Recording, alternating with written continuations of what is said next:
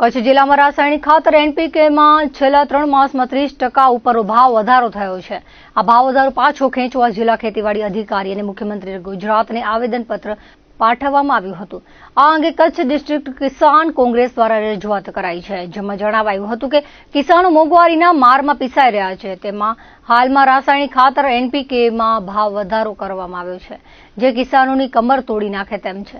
ગત વર્ષોમાં કચ્છમાં લંપી વાયરસથી કિસાનો અને માલધારીઓ પશુપાલકોના પશુધનનું પારાવાર નુકસાન થયું છે।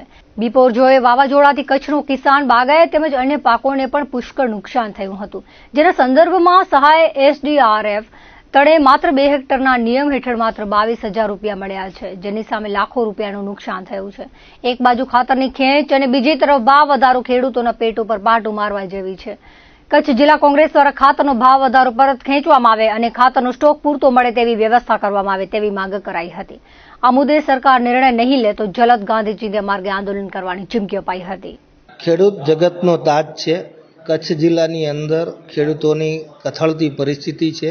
આર્થિક રીતે દેવા તળે ડૂબી ગયેલ ખેડૂત છેલ્લા વર્ષોની અંદર વાત કરીએ તો બિપોરજોય વાવાઝોડું અને લંપી વાયરસથી પશુધનનું પારાવાર થયેલ નુકસાન અને એ આર્થિક તકલીફ હજી પણ કળ વળી નથી અને એવામાં અત્યારે આ વર્ષે સારો વરસાદ હોવાના કારણે ખાતરની જે અછત છે એ કુદરતી છે કે કૃત્રિમ છે, સરકાર જાતે કરીને કરે છે કે પછી કોઈ ફેક્ટરીવાળા એ કચ્છનો ખાતરનો જથ્થો અહીંયાથી બારોબાર વેચાય છે, તેની પણ તપાસની જરૂરિયાત છે। આજે અમે ખેતીવાડી અધિકારીને આવેદનપત્ર આપવાના છીએ અને કચ્છમાં જે મળતો ખાતરનો જથ્થો પૂરતો નથી મળતો એના બાબતે પણ અમે રજૂઆત કરવાના છીએ।